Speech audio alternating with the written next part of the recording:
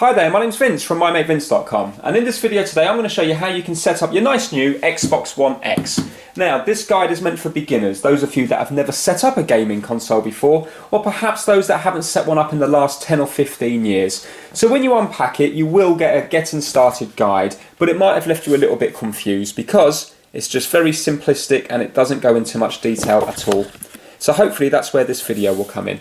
So I'm going to show you how to connect up all the cables, I'm going to show you how to connect it up to the internet, I'm going to show you how to change the settings on your TV, and then I'm going to show you how to sign into it and load up a game to get you started. So by the end of the video, hopefully you will have a better understanding of the Xbox One X. Right, so let's get started.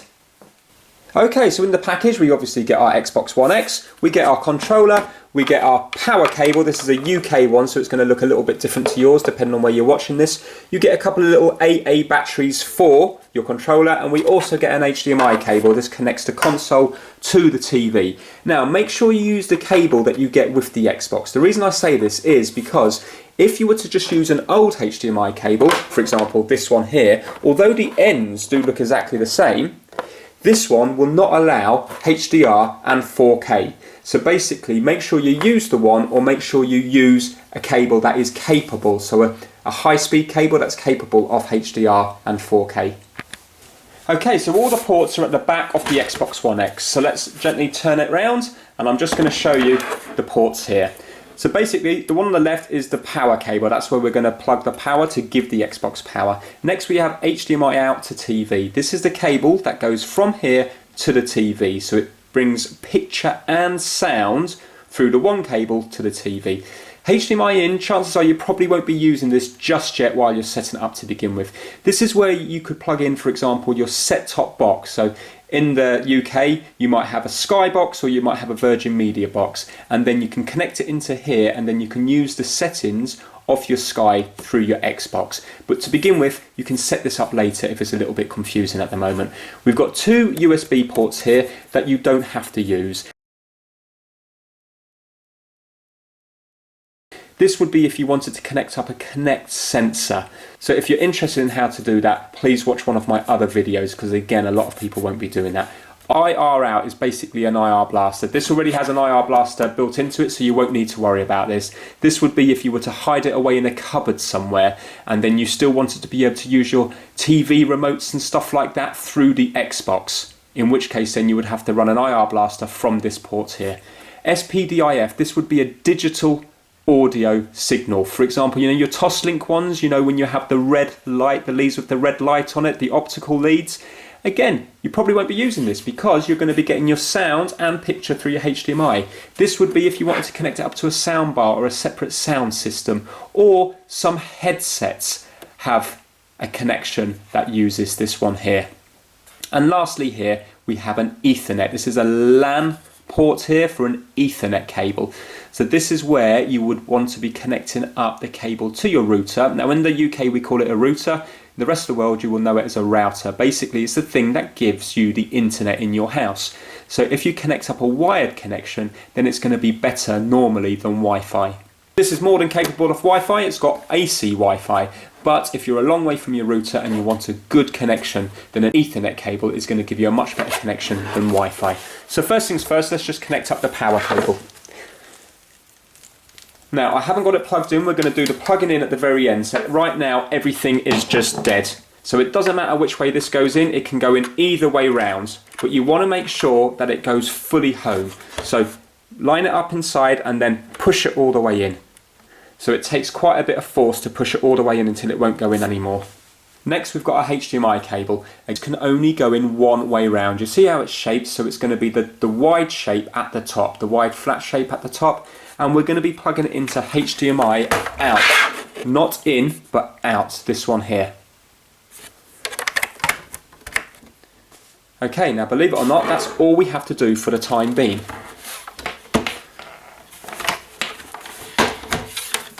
Now, if possible, keep all the cables away from the back of the system here, because it is going to generate a lot of heat in the back, so we really don't want these cables to be coming back on themselves and resting against it here.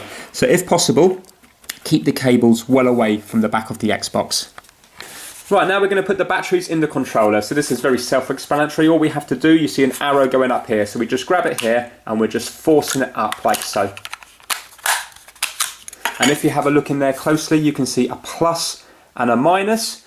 So again, if you look at your batteries, you're going to see a plus and a minus. So if you look here, we've got a plus here and this side is the minus. So obviously we're doing plus to plus and minus to minus. So this is the minus side and it's going to go on here.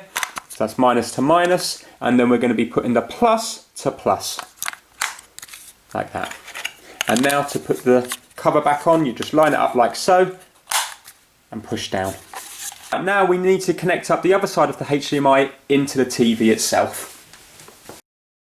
Right, so we're at the back of my TV now, and as you can see, I've got HDMI ports. If your TV does not have HDMI ports, then you're going to struggle. You need to have a TV with HDMI ports, or you need to look into buying adapters. So you can buy adapters. For example, you can get adapters from HDMI to VGA or HDMI to composite. The problem is you're going to then start to get poor resolution, and the whole point of the Xbox One X is the fact it gives good resolution. So it really is worth setting this up on a TV that is at least 1080p, or better still, a 4K TV with HDR. HDR stands for high dynamic range, and basically that just means it's going to be much more colourful, much more vibrant. There's more whites, there's more blacks. When you look up at a sky, there's more detail because there's more shades of white. It just looks a lot better. So if your TV is 4K and HDR, you're definitely going to get the most out of this Xbox One X. Now, on this TV here, I know my TV quite well, so I know that HDR is only enabled on HDMI 1 because this is quite a cheap TV. So it's a 4K HDR TV, but it was cheap. It was just over £400. If you've got a more expensive TV, hopefully HDR will be enabled on every single port, in which case you can just plug it into this empty port at the top here. But I know on my TV, I can only enable it on HDMI 1, but I will show you that on the settings so you know what your TV is. So what I'm going to have to do is, in this instance, I'm going to be unplugging that one from there, and then I'm going to be plugging in my Xbox cable into the TV, like so. So now I need to remember that we're in HDMI 1.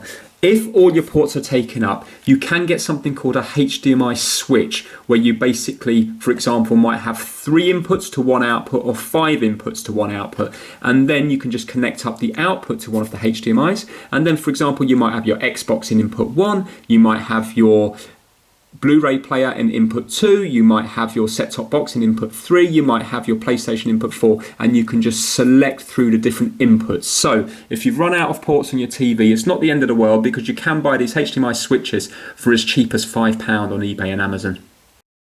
Right, so we're going to plug it in now.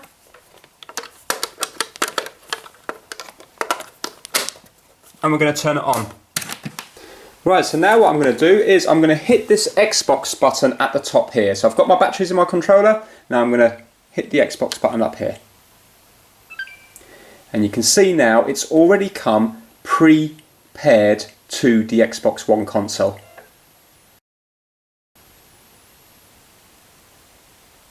Now, if for whatever reason it hasn't paired up for you, all you have to do is sync it up yourself. So can you see here, there's a little button down here on the Xbox One X.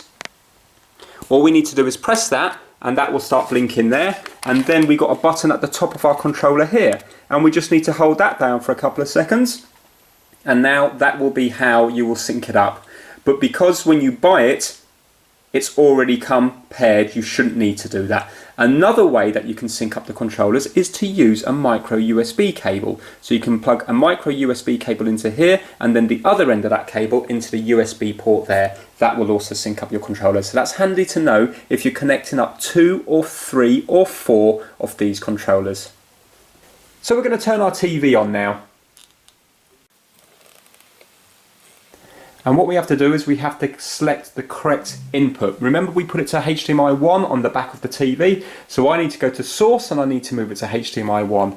On this Samsung TV, it's called source. On your TV, it might be called input. But it's basically the thing you do to select through the different inputs, for example, digital TV, HDMI 1, AV, etc., etc. So I'm going to go to source. And on my one, I know that it's going into PC Alienware, so that's my HDMI 1 on this one, because previously the white cable that was connected into it, remember I had to swap the cables at the back, that was going to my PC. So now, if I just press enter there, it's now going to bring me onto this one, and you can now see it's come up with the Xbox page here.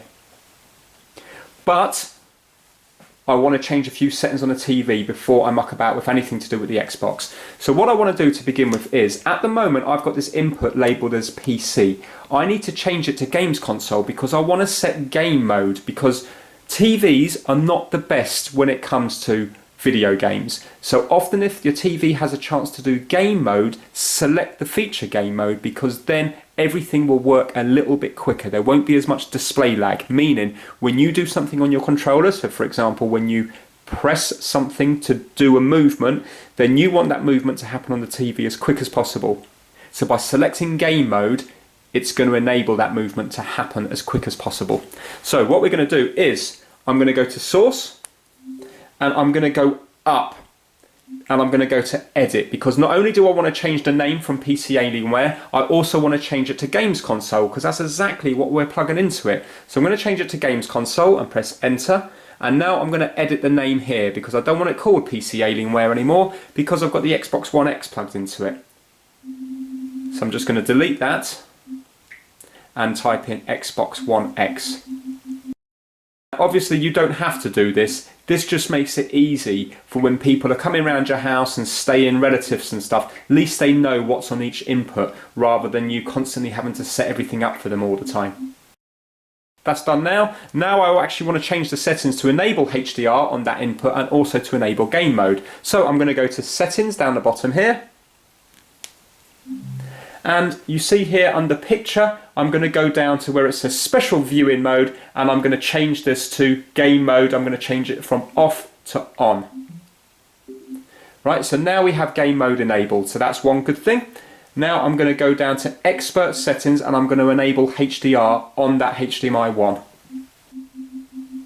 And now I'm going to go down to HDMI UHD color. That's Samsung's name for HDR. It's the same thing, it's just what they call it. And I'm going to press enter. Now can you see here at the moment it's off. I want to change that to on, because I'm plugged into HDMI 1, I'm going to change it to on. And there we go. Now just to show you it's not working on HDMI 2 and 3. Can you see if I press it under 2 it says the function is not available, and under 3 it's not available. So if this is happening to you, you know then you have to plug it into HDMI 1. If it's enabled on all of them, fantastic, you've got the choice then.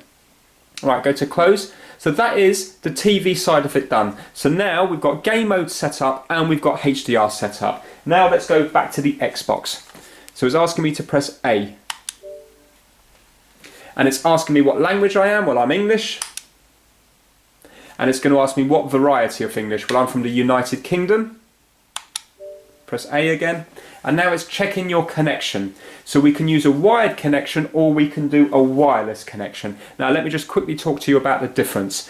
A wired connection is always going to be the best. Basically that means running an Ethernet cable from your router, or router as you know it, into the Xbox. The problem with that is, if your router is in a different part of the house, so for example now if I'm in the back room here, and if the router is in the hallway at the front of the house, it might be hard to run a cable from there to your Xbox. If you can, go down the cable route. It's better. If you can't run a cable, then you've got the choice of wireless. So here I've got the choice of doing a 2.4 GHz network or a 5 GHz network. Let me just quickly tell you the difference between the two. 2.4 GHz is a lot busier. It's been around for a long time and most devices use 2.4 GHz. So it's more congested. So if possible, use the 5 GHz. Now, the 5 GHz signal should give you quicker speeds if you're close to your router, but it doesn't travel very well. So if you've got to get through a couple of walls before you get to your Xbox, so if your router's here and you've got to get through 1, 2, 3 walls, you might well find that the 2.4 GHz signal will give you a better connection, because the 5 GHz signal, although it is faster and less congested, it doesn't travel so well. So this is up for you to decide. Obviously you can have a quick look at the bars here. These two are mine, and then we're going on to our neighbour's ones down here. You need to connect to your router. So let me just quickly show you my router so you understand it more. Right, so this is what this particular router looks like here, and if you have a look at the back of it, now I don't actually use this wireless key, so there's no security issues here, but you can see the wireless SSID. This is the name of the router, BT Hub 5 JZ6H. That's what this is called, so I need to find that when I look up at the Xbox. And when I look up the Xbox, you can see there, it says BT Hub 5, BT Hub 5. That is my particular router there.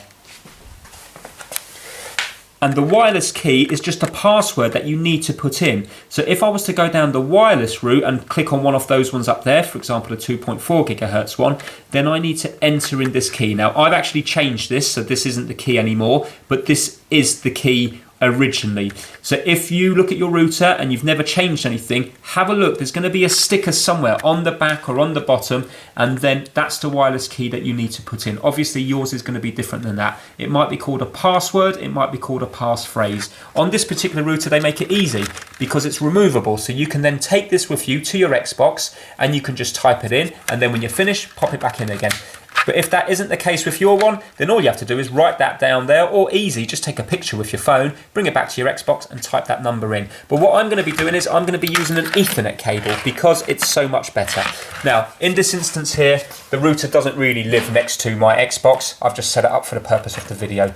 But even if your Xbox is right next to your router, still go down the wired cable, because you might well find that it's just ever so slightly better, and that can make a difference when it comes to online games, and also when you're downloading games off the internet. Some of these games now are absolutely huge. We're talking about 100 gigabytes, in which case then they can take a long time to download depending on your internet connection. So do everything you can do to improve that speed. So with this one here, I'm just going to be plugging it into a spare Ethernet port at the back here. So these are my Ethernet ports. I'm plugging that into there, and then the other end of this cable will go into the back of my Xbox. So again, if we have a look at the back of the Xbox, you can see at the end here I have an Ethernet connection, and it just goes in with the tab side up, this little spring tab up, and it just clicks into place like so. And again, make sure that there's no cables touching the back of the Xbox because of the heat that it can generate. Right, so we are now using a wired connection. Let me just quickly show you what you would do is if you were using a Wi-Fi connection. So pretend now you're using a 5 gigahertz one because the signal is nice and strong. So we're going to press A, and it's going to ask me to enter in the password that I just showed you. You know, the wireless key or the passphrase or the password. You enter that in, you go down to here and hit enter, and it's job done. And I'm just going to go to use wired connection and press A. So now it's going to check the internet connection. And it says your console is connected to the internet, continue. It says, where do I live? United Kingdom. It's time to update. So more good stuff awaits. It's going to take a few minutes, but it's worth it. The size of the update is around 783 megabytes. Right, so now we've got to wait for that to go through. So just to quickly tell you, the Xbox down here is 1 terabyte. So that basically is 1,000 gigabytes. Now when you get a game, it will tell you how much gigabytes it is. So if you have a look here, this is Forza Horizon 3, and at the back it says here that it is 49 gigabytes. So we've got 49 gigabytes of storage required. So roughly, just rough sums, you're going to be looking at around 20 of these games. But now, Forza Horizon 7, if it's working on the Xbox One X, is going to be near enough 100 gigabytes. So on a game like that, you're only going to get 10 of those games on to the Xbox One X before the storage is full. So what you can do is you can plug in an external storage device. So basically just an external hard drive. You get them for around 50 or 60 pounds for a 1 terabyte one. So again, you're doubling the size of the Xbox One by plugging in one of them. And they're really easy to use. You plug it in and the Xbox talks you through what you need to do. So don't worry about running out of space, because it's a thing that you can remedy quite easily. So I'm just going to fast forward through this now, because you can see it's counting down, it's 71% through. While that's going through, I'm just going to explain to you another thing about the internet. So basically the reason we connect it to the internet mainly is for multiplayer, so you can play against your friends or anybody worldwide, which is a great thing. Also things like downloading games and stuff, obviously you need to be connected to the internet, and if you want to do any browsing or any YouTube or Netflix, they all need to be connected to the internet. So like I said, if you can do the wired connection, that's the best. But let's say now if you can't do the wired connection, for example, you might be living in your parents' house and they don't want a cable going from the front of the house to the back of the house, which is understandable, and the Wi-Fi signal is awful.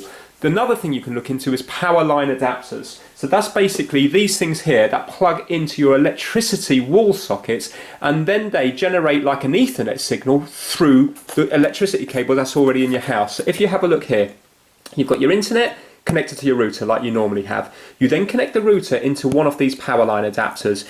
That's a UK type socket there, and then it uses the electric wiring already in the walls in your house to go to another socket, which is going to be near your Xbox or your TV that your Xbox is plugged into. Then you would plug in another power line adapter, and from there you would run an Ethernet cable into your Xbox. And these things, believe it or not, do work really well. If the wire in your house is very old, then it's not going to work as well, but often they can work a lot better than Wi-Fi. So basically that's all they are. They're these things here.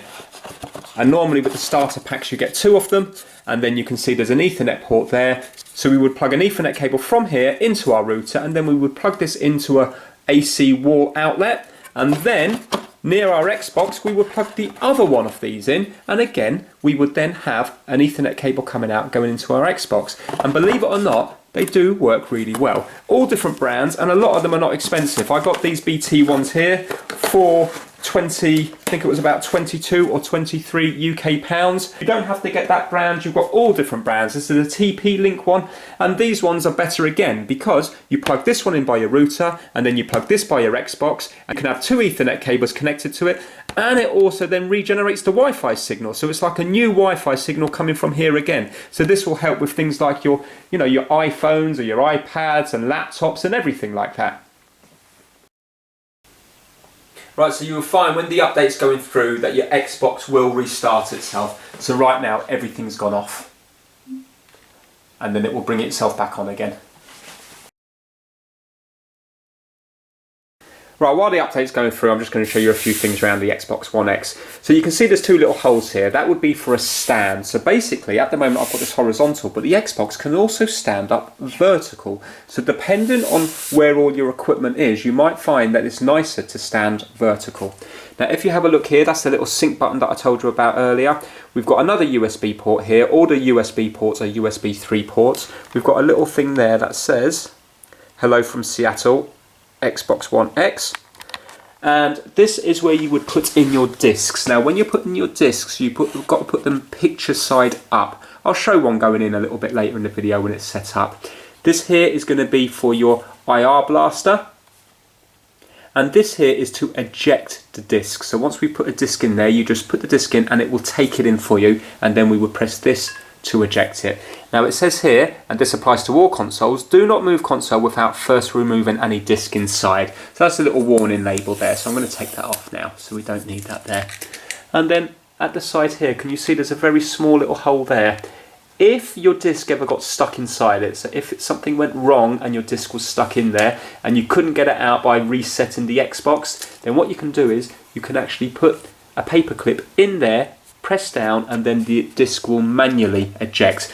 But again, I'm going to do videos on all these kind of things, so you will find all these things on my other videos. Now when the Xbox starts itself again and turns off and starts itself again, you will find that your controller will no longer work because the light's gone out. So to make it work again, we just tap the button, and then it will resync up with the Xbox. Now we don't have to keep syncing it up by hitting this top button. You only need to use this if, for example, you're syncing it up maybe to your friend's Xbox, or you're trying to sync it up to your Windows 10 PC. If you haven't paired it up with anything in the meantime, every time you turn this on, it will automatically be paired with the last console it was connected to.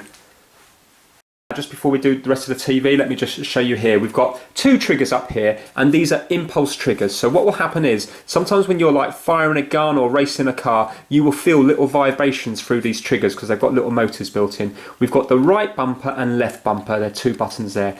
Here we've got the micro USB port, so this is where if you wanted to make it into a wired controller, you could plug this in straight into the console itself. So let's say now if your batteries have gone dead, then what you can do is just use a USB cable, get yourself a nice long one, and then you can kick back on your couch and use it as a wired controller. Also, this is how you sync it up, another way to sync it up to the Xbox console as well. Or if you could buy the charge and play kit, you know, where you get the rechargeable battery pack and put it in there, this is how you would recharge the battery. So we have our button here. This is things that will bring us back to home. It will turn the Xbox on, it will turn the Xbox off. We've got two analog sticks here, and they also click in as well. So if you listen, you can hear them clicking in. So that's another button there when you press in. We've got a D-pad here, buttons here, we've got a menu button and a view button here.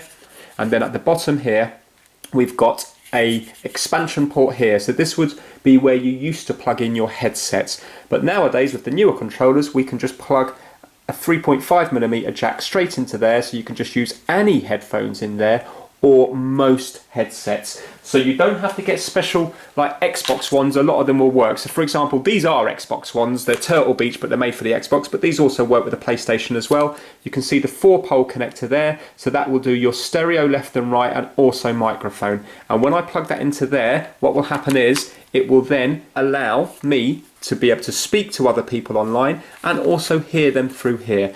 Then if it's late at night, you can change the settings in the Xbox to have all the game audio come through here as well. So let's say if you didn't want to disturb other people in the house, rather than having to play everything really quiet, you can have the game audio and the chat blasting through here, and you can have the TV on mute because all the sound is coming through here. Right, it says here, next you will sign in with your Microsoft account. If you already have a gamer tag, use the email and password associated with your account. If you need a new gamer tag, use the email and password that you already have for Skype, Outlook.com, Windows 8, Windows 10 or Windows Phone, or create a new email. So you've got quite a few options there. For me, because I already own an Xbox, I'm just going to already sign in with my gamer tag. If you're completely new to anything on Microsoft, then you're going to have to create a new email. If you've already got Skype, Outlook.com, if you already log into Windows 10, then you can use that to sign into your Xbox and create your gamer tag. So I'm going to press A for next. If you haven't got any sort of account previously, then you're going to have to press B, and you're going to then go down and go to Get New Account, and then you're going to have to follow the on-screen steps. It's going to be self-explanatory. It's going to talk you through what you need to do. But for me, I've already got one. So I'm just going to go and I'm going to enter it now. So I'm going to do this off camera.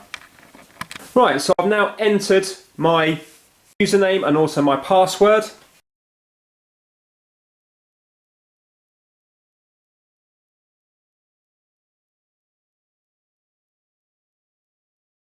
And now it's asking me for security preferences.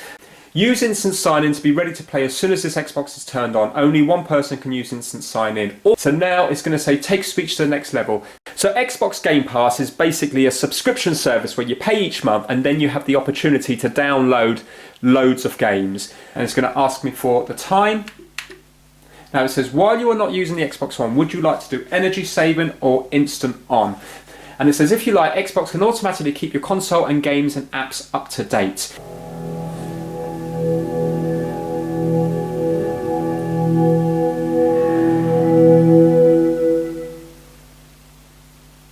Jumpstart your fun. Find out how to redeem a prepaid code, find friends, create an avatar and more. Right, so this is where you can learn all about it. So we're going to do A to get started. Right, here we go. So this is like a tutorial on the software side of things. So I've shown you how to connect up the cables and get to this far. Now, instead of going through every single stage of this, you can just read this in your own time. So next. So you can watch a video about the prepaid codes when you get a game. Next, manage your payment options. Quickly access the guide. 4K gaming. So take your time and read through all this. And then once you've read through all that, you're going to have a good understanding of the different features of the Xbox. And that is it. We are now ready to play a game, download Netflix, download YouTube, etc.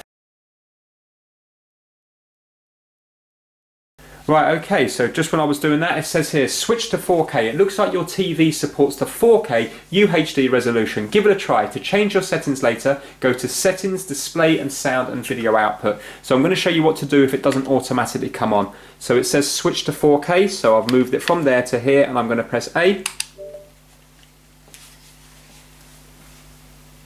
Keep this resolution. Well, it's up there, it looks like it's working, so I'm going to go to yes and press A. Right, okay, so we should be in 4K now. So let me just quickly show you the YouTube app or the Netflix app, and then I'm going to show you how to do the 4K. Right, okay, so we're on Store up there, and now we're going to go down and we're going to go to Search. And now I'm just going to type in Netflix. And you can see it's already come up there. So I'm going to move up now to there, and I'm going to press A.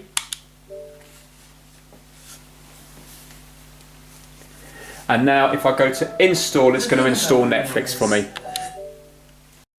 And then you can do the same with YouTube and whatever apps you want to put on there. So the good thing about this is it's not just for gaming. You don't just play games on it. You can do loads of different things on it. So this isn't going to take long because it's just a very small app.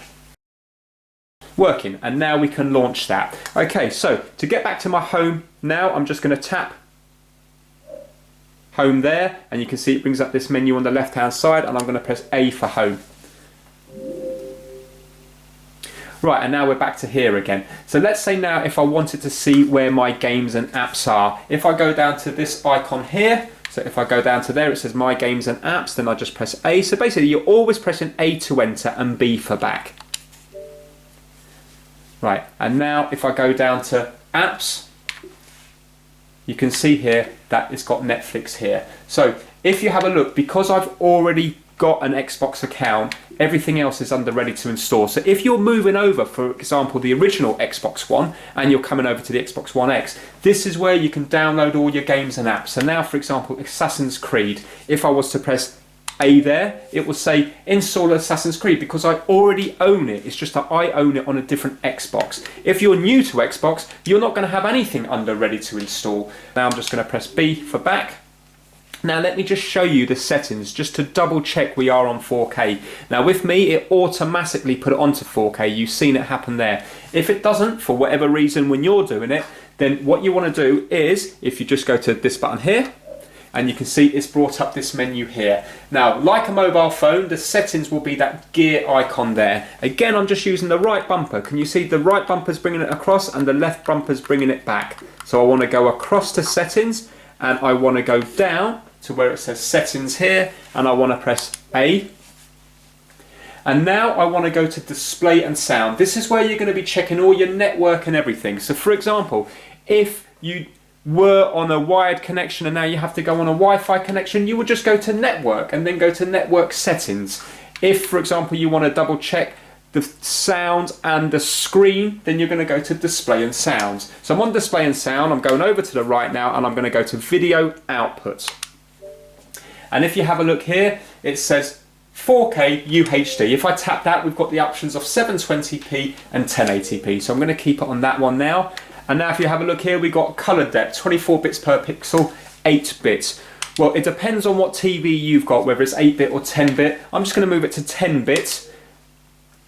Let's see if my TV's supporting 10-bit. Okay, so I'm going to go to yes to keep that color setting. And now what I'm going to do is I'm going to go down to advanced video settings just to see what I've got and what I haven't got. Right, so we're going to go down to 4K TV details to see what we've got. Now, if any of these are not in green, it means you've got a problem somewhere, so you need to do some further fault finding. Maybe you haven't got HDR enabled, maybe you haven't got it plugged into the correct HDMI port, maybe your TV doesn't do HDR. But if you have a look here, can you see here, so for watching movies and TVs, it's got it all. It's like 4K 10-bit at 60 Hertz. 60 Hertz basically means 60 frames per second. So as I would explain that, pretend now you're watching a cartoon. So for example, if you were watching Steamboat Mickey Mouse, you know, one of the first cartoons, it was very jerky. When he was moving, there was only so many frames per second. So let's say if it was going to be like 10 frames per second or 5 frames per second, it's going to be slow like that. But 30 frames per second is going to be nice and smooth. 60 frames per second is fantastic because it means you're getting 60 pictures per second. So instead of going like a hand jerking down like that. It's just going to be nice and smooth. So obviously, the higher it is, the better it's going to be. Now, TV supports HDR for video because remember we've got a HD Blu-ray player in there and a 4K HD Blu-ray player. And for playing games, we've got 4K 10-bit at 60 Hz, 60 frames per second, and it supports HDR gaming. Capturing games. Your TV supports capturing 4K game clips and screenshots. Your TV supports capturing HDR game clips and screenshots. So basically, you can see there, everything is in green, so that's good. Okay, now when it comes to buying games, you can either buy them with a physical disc or you can buy them digitally. So you can buy them from the Xbox store. Remember I said about the store earlier? And then you can download them onto your hard drive. Now, whether you buy them digitally or the disc, they still need to go onto the hard drive. So when you put your disc in initially, all you're doing is you're taking all that information off the disc, you're putting it onto the hard drive, and then the game is on the hard drive, but you will still need to put the disc in every single time you want to play the game because it acts like a key. So if you can imagine, the information here is locked onto the hard drive. Then when we put the key, the disc, in, it unlocks that information so we can play it. The reason they do that is because otherwise you could put it onto the hard drive, you could then sell this game and you would still have the game, and then everybody would just do that, and then obviously the developers wouldn't make any money. So whether you buy it digitally or on a disc, it's going to take up the same amount of space on the hard drive. So it's not a case of buying 1,000 discs and still having room on your hard drive. As soon as you download 10 games like Forza 7, whether it's on disc or digital, your hard drive's full. So the good thing about a disc is obviously you can sell it on. The bad thing about a disc is if you were to use something like, for example, streaming, because you can stream this to another Windows 10 laptop or PC in your house. And with that, if it's digital, you can just go onto any single game from your laptop and start playing it. If it's a disc, you've got to keep coming back to your Xbox and putting that disc in. But the good thing about the disc is that you can sell it on when you're finished with it. So basically, that's the disc there. Remember as well that this will also do your 4K Ultra HD, which is pretty special because the PlayStation Pro won't do that. And what we're going to be doing is we're going to be putting it into this slot here. And we're doing it picture side up. And it will take it in for us. And then what will happen is it will just start loading the game up. So if you watch up here, it's going to come up in a minute. Now the first time you put a disc in, it is going to take ages to load. So right now that's installing. And again, remember this one was nearly 50 gigabytes. So that's going to be installing for the next couple of hours now. But once it's installed, from there on in, when you start playing it, then it's just a case of putting a disc in and you're going to be playing it within about a couple of minutes. Obviously, if I was just to put in the Spider-Man 4K Blu-ray there, then it would just load up straight away. I don't have to download this onto the hard drive. Now, when I'm finished with the disc, all I have to do is hit this button here. And you will see then the disc will come out. Right, let me just show you now how to turn off the Xbox. Right, so now you've had your 2-hour, 3-hour long gaming session and you're finished with it. Nice easy way to turn it off is just to hold down this button here. And now it's going to ask me, do I want to turn off the controller or do I want to turn off the console? So for example now, let's say if there were 3 or 4 of you playing and you all had your controllers turned on, well, and then when they left you want to go back to one player, you could turn off the 2nd, 3rd and 4th controller by just going up there, turn off controller and hitting A. But we want to turn the console off. So I've moved there to turn console off. And now I'm just going to hit A. And now what will happen is you will see that the light will go out and also the Xbox light will go out as well.